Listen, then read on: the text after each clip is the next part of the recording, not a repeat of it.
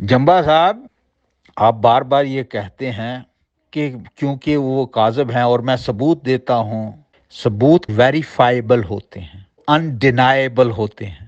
آپ کو، طارق چوہان صاحب کو اور قدیر بھائی کو یہ ہمت ہی نہیں ہوتی کہ ان کا انکار ہی کر سکیں۔ آئیں آپ تینوں پینل پر بیٹھیں، دیکھتے ہیں آپ میں کس میں یہ اخلاقی جرت ہو سکتی ہے کہ وہ میرے ثبوتوں کے سامنے ٹک بھی سکے۔ آپ نے بجا فرمایا کہ جھوٹ کے پاؤں نہیں ہوتے، تھر تھر کانپتے ہیں۔ لائیے چوہانی معرفت کو، لائیے قدیری منطق کو، لائیے غفاری حکمت کو۔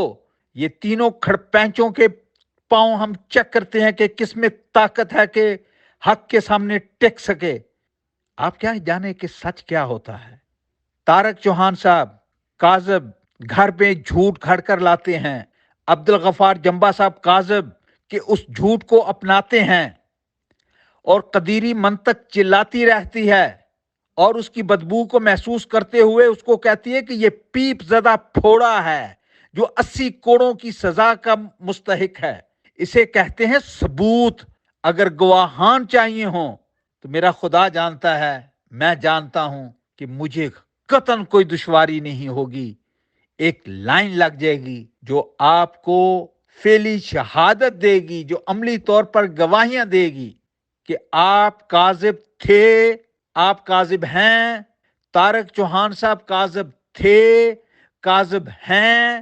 ان کے گھر میں جھوٹ کرنا گیا اور اس کی بدبو کو محسوس کرتے ہوئے آپ کے ہی تیسرے ساتھی عبد القدیر بھائی نے ان کو پیپ زدہ پھوڑا اور 80 کوڑوں کا مستحق قرار دیا۔ ثبوت اسے کہتے ہیں، دلیل اسے کہتے ہیں۔ جمبا صاحب، بہتان لگا دینے یہ تو بزدلوں کا کام ہے۔ آپ نے کیا ثبوت دیا کہ آج اللہ تعالیٰ کے دو اور انبیاء حضرت یوسف علیہ السلام اور حضرت موسیٰ علیہ السلام کی توہین کرنے کی بھی جسارت کر دی؟ انا للہ و انا الیہ راجعون۔ تاریخ کا مطالعہ کرنا ہو تو کسی سے مدد مانگ لیجئے، اپنے میرے سوال کو ذہن نشین کر لیجئے، بڑے بڑے بینر لگا کر اپنی مجلس شورا کو دے دیجئے، غور کریں، اور اس وقت تک غور کرتے رہیں جب تک ان کو جواب نہیں ملتا۔ مجھے امید ہے کہ آپ کی عمریں گزر جائیں گی لیکن آپ کو کوئی معقول جواب نہیں ملے گا۔ کیا کسی مامور من اللہ نے کسی کاذب، فاسق، فاجر کے ہاتھ پر یا اس کی بیعت کی ہو؟ روحانی اور مذہبی معاملات ہوتے ہیں۔